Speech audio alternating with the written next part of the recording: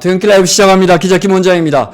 저희가 원래 오늘 무기 전문가, 최고의 무기 전문가 모셔서 전투용 드론 말씀을 좀 드릴까 했는데 지각을 하고 계세요. 그래서 제가 한 20분만 우리 IBK 투자증권의 박근영 부장님 집에 못 가시게 잡았습니다. 죄송해요. 괜찮습니다. 네. 마침 기회가 됐으니까 그러면 제가 개인적으로 여쭤보고 싶었던 거 박 부장님께 그걸 좀 여쭤보도록 하겠습니다. 20분 금방 지나가서 제가 질문을 몇 개만 좀 추렸는데요. 방금도 잠깐 언급하신 것 같은데 먼저 반도체주 먼저요. 그 전에 코스피가 연고점을 거의 다 왔어요. 네. 외국인들이 7일째 순매수입니다. 네. 외국인들이 자꾸 사다 보니까 이제 기대감이 좀 높아지고 있는데 외국인 순매수가 어디까지 갈 거라고 보십니까? 현실적으로 외국인들 이제 국내 시장에 대한 그 지분율이 네. 최근에 30% 미만까지 빠졌다가 다시 좀 올라오는 국면이긴 합니다. 그리고 제가 좀 전에 이제 마감 시작 때 데일리 힌트 쪽에서 제가 보여드렸지만 23년 1월부터 지금 산 게 36조 이렇게 거의 샀거든요. 그러니까 그 가운데 근데 대부분이 반도체였어요. 네. 그러니까 결국 이제 그렇게 들어오긴 했지만 최근에 이제 예를 들어 환율 변수 때문에 또 외국인들이 파는 것이 아니냐 이런 생각도 많이 하겠지만은 아직까지는 좀 더 이어진다고 보는 게 과거에 1,100원에서 1,200원대 올라올 때는 오히려 팔았습니다만 1,200원, 1,300원 위로 올라가게 되면 외국인들이 오히려 더 주식을 국내 시장을 사기 시작했고요.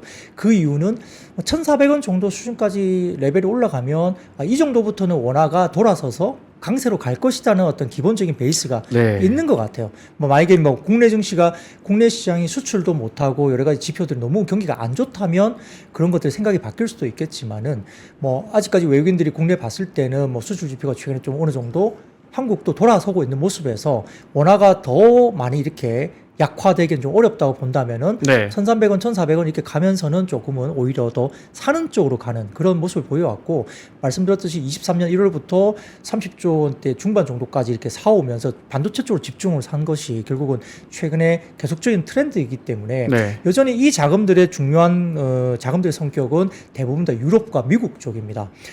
최근 들어서는 미국 쪽은 순매수가 플러스권에 있긴 하지만 유럽 쪽은 굉장히 많이 팔았다가 그 많이 판 금액들이 최근에 유입이 되면서 판 금액이 조금 줄어드는 정도 수준의 외국인들의 유럽 쪽의 자금이 국내에 들어오고 있거든요. 그래서 시장에서는 분석하기를 유럽 자금들이 좀 더 우리 쪽으로 들어올 수 있는 연계가 있다라고 보는 것 같고 유럽과 미국의 자금들은 아시다시피 장기성기인 성격의 자금이 들어가거든요. 단기 단타를 하는 그런 성격들이 아니거든요.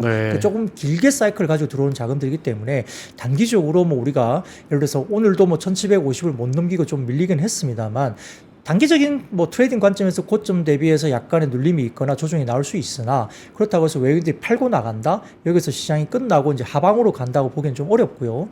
좀 전에 말씀드린 것처럼 코스피 기준 한 2,650 정도가 1차적인 좀 돌림의 변곡점이 될 수는 있다. 물론 이제 어떤 변수가 나오고 시장에 악재가 나오고 미국 시장이 어떤 갑자기 많이 빠지게 되면 그 선을 또 하향 돌파를 할 수도 있겠지만은 기본적으로 많이 빠지기 좀 쉽지 않은 것들이 결국은 삼성전자와 하이닉스 등을 포함한 대형사들의 EPS가 강하게 올라오죠. 그러니까 전반적인 시장의 EPS 정도가 상당히 양호하게 올라온다는 점에서는 하방에 대한 지지도 상당히 좀 강하게 지지가 될 수 있는 국면이라는 점에서는 어느 정도 외국인들이 좀 더 사줄 수 있는 역할은 갈 수 있다는 점에서 하반기에 대한 기대감 그리고 하반기에 우리가 생각하는 정상적인 금리나 경로대로 만약에 간다고 한다면 좀 더 하반기에 대한 기대감이 좀 있을 수 있다는 점도 저희가 주목을 할 필요가 있겠습니다. 결국은 또 반도체네요, 그죠? 반도체가 아직까지는 밀어 올리고 있고. 근데 그것은 국내 시장뿐만 아니라 미국 시장도 글로벌 펀드들의 집중적인 펀드 플로우도 보더라도 역시 IT 섹터로만 집중되고 있는 펀드 플로우가 들어간다는 것은 충분히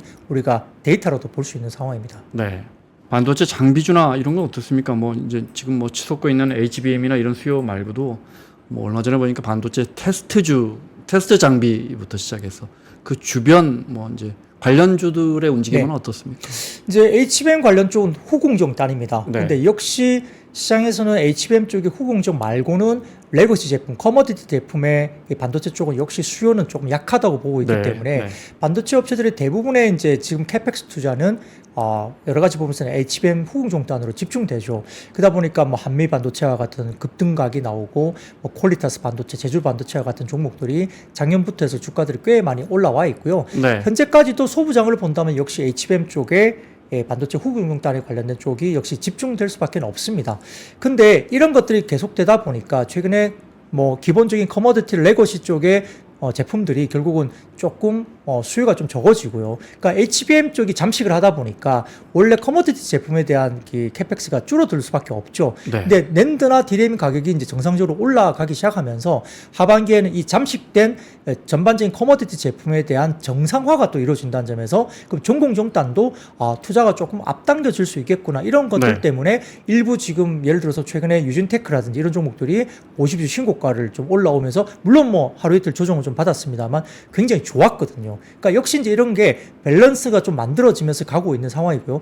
HBM 후공정단의 종목들은 꽤 많이 올랐기 때문에 그러니까 전공정단을 보기 시작하는 거죠. 네. 뭐 그런 상황이 좀 생기기 시작했는데 뭐 그럼에도 불구하고 아직까지는 후공정단의 사이클이 여전히 끝나지는 않았다고 봅니다. 역시 이제 HBM만 놓고 본다면 예를 들어서 우리가 기존의 엔비디아 제품만 보더라도 뭐 예를 들어서 뭐 우리가 H100이라든지 이런 제품이 있는데 GPU 하나에 그리고 GPU 하나에 HBM 같은 경우는 4개에서 6개 정도가 들어가는 구조였는데 B100이나 이런 쪽으로 신제품이 나오게 되면 GPU가 2개가 들어가고 각 GPU당 HBM이 6개에서 8개로 확장이 되거든요. 네. 그럼 시장이 HBM 시장만 놓고 보면 4배로 확장이 된 시장입니다. 1년 만에. 근데 우리 삼성전자, 하이닉스, 마이크론이 지금 캐펙스 확장을 엄청나게 하고 있지만 한 2.6배 정도의 캐펙스 확장이 되는 거거든요. 네. 그러면 그것만 산술적으로 놓고 봤을 때는 아무래도 아직까지는 HBM의 공급이 지금 필요로 하는 수요보다는 조금은 타이트하구나. 그러면 HBM의 시장이 아직까지는 좀 더 강하게 형성될 가능성이 높다는 점에서 그러니까 지금 삼성전자가 지금 엔비디아에 그렇게 들어가고 싶어 하는 거잖아요. 그러니까 네, 네. 하이닉스가 주도를 했던 것도 그쪽을 잘했기 때문이고 그래서 그런 것들이 이루어지기 때문에 역시 HBM 후공정단을 보는 건데 근데 역시 이제 기술적인 부분에서도 지금은 많이 이야기가 됩니다. 장비 쪽을 보면 뭐 레이저 기술과 관련된 리포트도 또 다시 나오거든요. 그러니까 그냥 HBM만 보는 게 아니라 이제는 또 세분화돼서 최근에 신한투자증권 리포트를 복귀해 보면 레이저 기술을 보자는 거예요. 왜냐하면은 지금 이제 단을 보면 가로로 보게 된다면 지금은 대부분 다 정해진 면적이거든요. 이게 웨이퍼라든지 이런 것들이. 근데 거기에서 HBM 등이 쌓아서 올리는 거잖아요.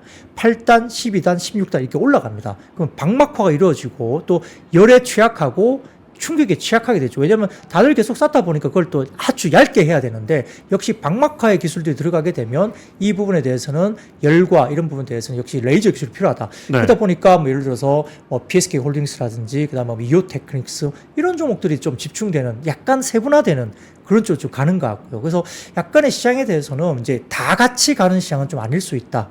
이렇게 보는 것 같고 약간 특화된 어떤 기술적을 가진 뭐 반도체 소부장 쪽을 좀 보자는 리포트가 최근에 조금 나오고 있는 것도 우리가 좀 관심을 가질 필요가 있겠습니다.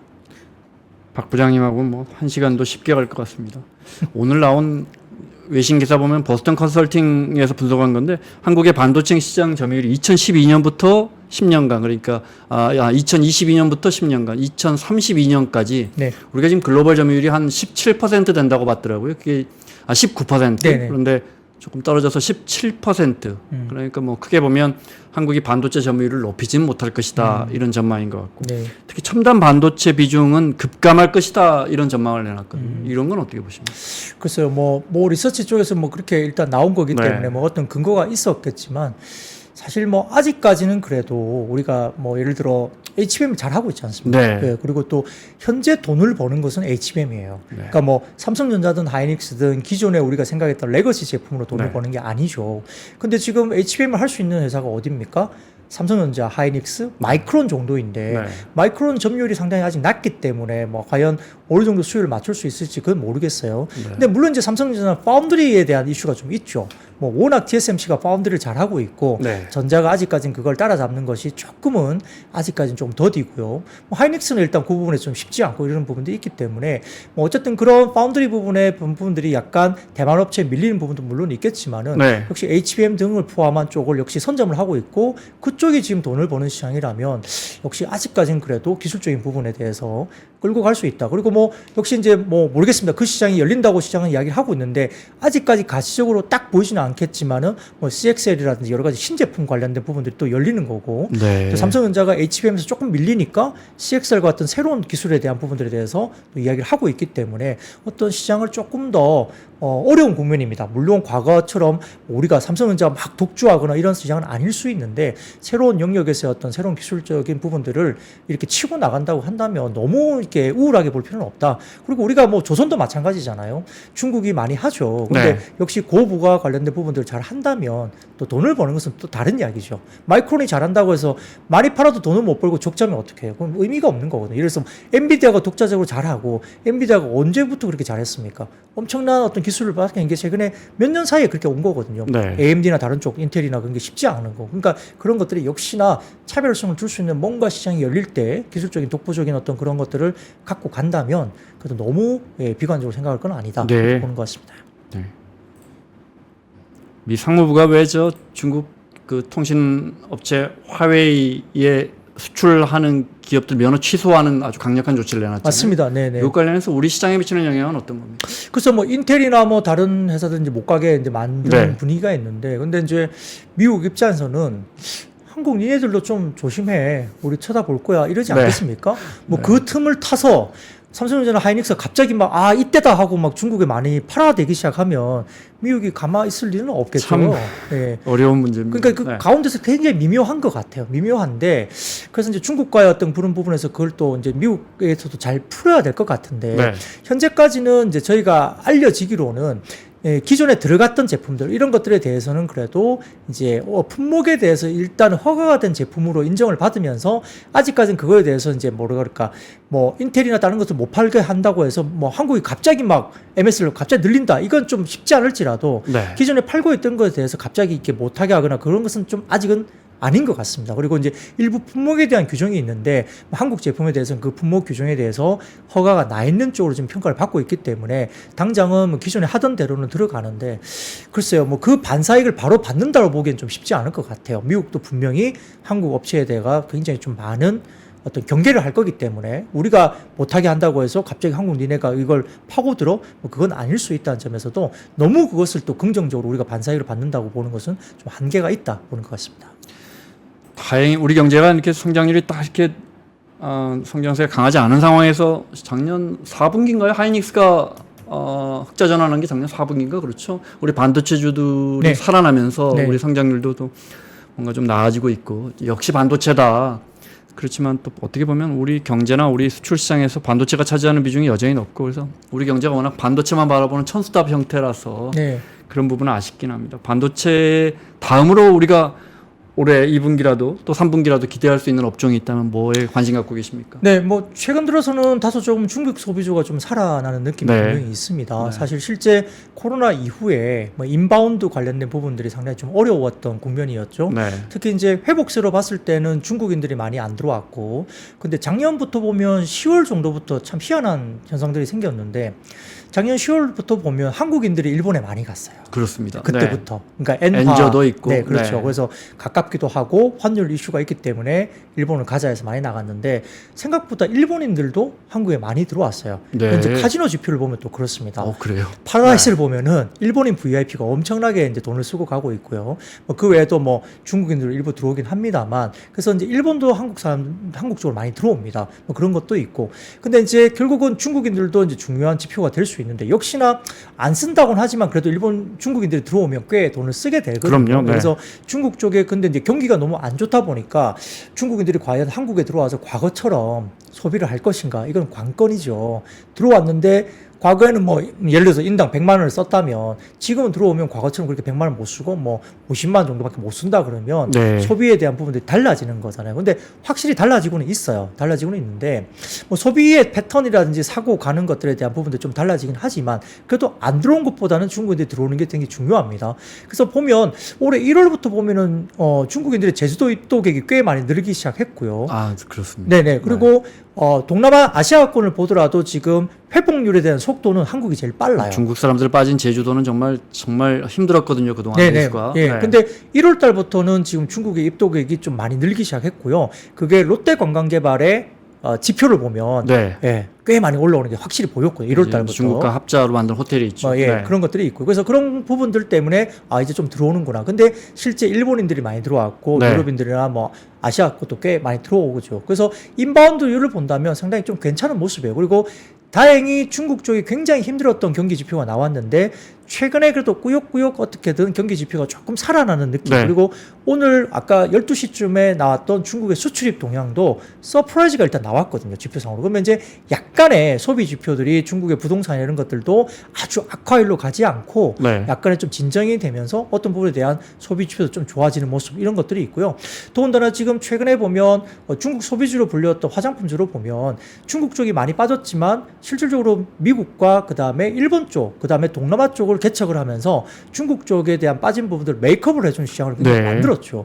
그래서 오늘 1분기 실적을 보더라도 뭐 CNC 인터내셔널, 뭐 실리콘투와 같은 종목들이 실질적으로 어닝 서프라이즈가 나오기 시작했고요. 뭐 그 외에도 많은 종목들이 지금 기대를 받고 있습니다.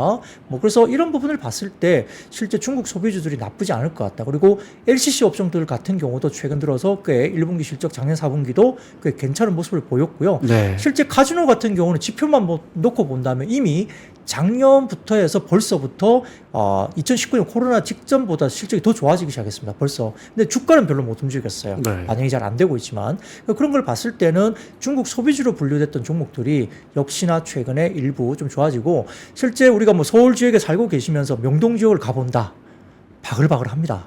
벌써요. 예, 벌써 네. 뭐 중국인들을 포함해서 외국인들이 반가운 소식이에요. 엄청나게 많이 이제 들어오고 있고요. 그래서 그런 부분들이 역시 상권이 좀 살아나는 분위기가 확실히 보인다. 인 건데. 근데 소비 패턴은 달라지죠. 외국인들이 들어와서 과거에는 뭐 면세점을 통해 가지고 이렇게 많은 물건을 사고 또 비싼 화장품을 많이 샀지만 네. 최근 들어서 역시 이제 향수나 화장품 역시 그 부분들이 가장 큰 매출 비중을 차지하고는 있지만 역시 단일 로드샵을 들어가지는 않고 대부분 다 보면 올리브영이라든지 이런 H&B 쪽으로 이제 많이 집중이 되죠. 근데 그거는 한국에만한 이슈는 아닙니다. 미국도 올타뷰티 같은 올리브영과 같은 H&B 스토어가 역시 가장 성장을 많이 이끌고 있고요. 네. 연평균 성장을 40% 이상 하고 있습니다. 그럼 그쪽에 들어가는 중소형 인디 브랜드들이 역시 성장을 했고요. 국내 같은 것도 마찬가지죠. 그래서 이렇게 올리브영과 같은 이런 쪽에 외국인들이 역시 많이 집중되고 있고 또 외국인들이 한국 들어오면 많이 하는 게 화장품도 많이 사지만 신용카드 관련된 소비 비중을 본다면 강남 쪽에 가서 미용 시술 많이 받습니다. 아, 네. 네, 옛날에는 성형을 많이 했죠. 네. 수술을 받았거든요. 근데 최근에는 카드 사용 내역을 보면 수술 쪽으로 별로 가지 않고 시술 쪽으로 레이저 시술로 네. 가거든요. 그런 것들이 확실히 올라오는 게 보여요. 더군다나 국내 미용기기 업체들은 내수 시장뿐만 아니라 수출 쪽으로 지표가 굉장히 좋아지고요. 네. 일부 업체 같은 경우는 수출이 80%에 달하는 미용기기 업체도 있습니다. 그러다 보니까 역시 화장품 소비들도 있지만 역시 그런 부분을 조금 확장을 해보면 미용기기 업체들도 상당히 좋은 모습을 보이고 있다는 점에서 중국 소비자로 일단 분류가 됐다 이런 쪽은 상당히 최근에 다시 한번 주가들이 굉장히 어려웠던 국면을 좀 지나가면서 신고가를 내는 종목도 꽤 나오고 있다는 점도 주목할 필요가 있겠습니다.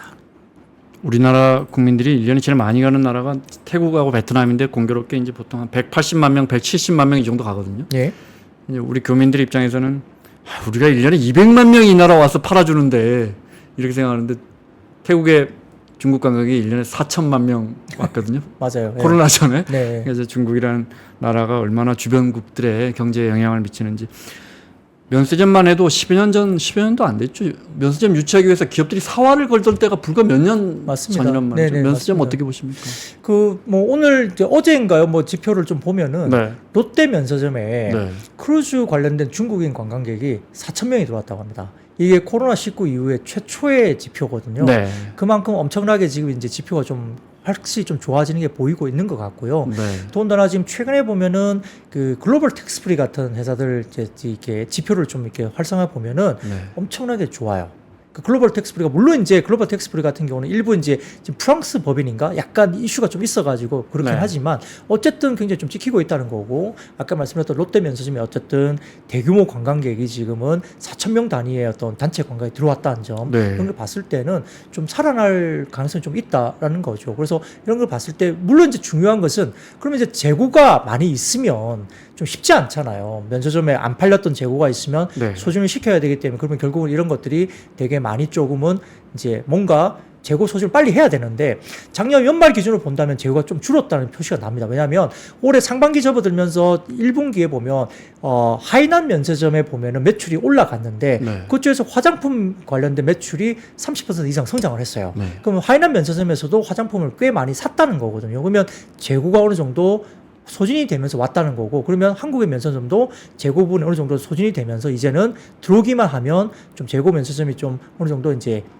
매출 단으로 수요 단으로 좀 올라올 수 있다는 점이 보인다는 점이죠. 네. 그렇기 때문에 면세점은 아주 극단적인 안 좋은 시점은 조금 지나가는 국면으로 가는 것이 아니냐 조심스럽게 좀 생각을 해볼 수도 있겠습니다. 우리가 이제 반도체 같은 이제 우리 수출 업종들 대기업 수출 업종들은 우리 이제 GDP나 거시경제에 큰 영향을 주지만 사실 지금 말씀하신 관광산업이나 관광수지 이쪽 분야는 우리 가뜩이나 힘든 자영업자분들에게도 직접적으로 도움이 되잖아요. 맞습니다. 체감 경기에 뭐 네. 바로 도움이 되기 때문에. 맞습니다. 네.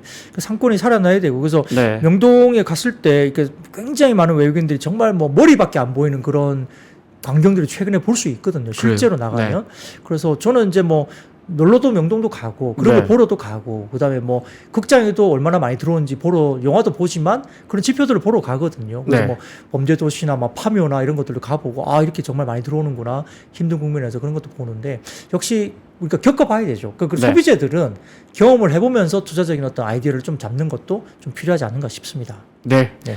알겠습니다. 자, 우리가 오늘 초대한 손님이 오셨나 봅니다. 오늘 박근영 부장님 너무 감사합니다. 네, 네. 고맙습니다. 언제든지 뭐 이런 상황은 제가 하겠습니다. 네, 다음에 또 모시겠습니다. 네, 고맙습니다. 고맙습니다. 네. 박근영, 이선영, 사경인, 염승환 투자 마스터들의 세심한 케어로 건강한 투자 습관을 만드세요. 3프로 멤버십 3프로 앱에서 확인하세요.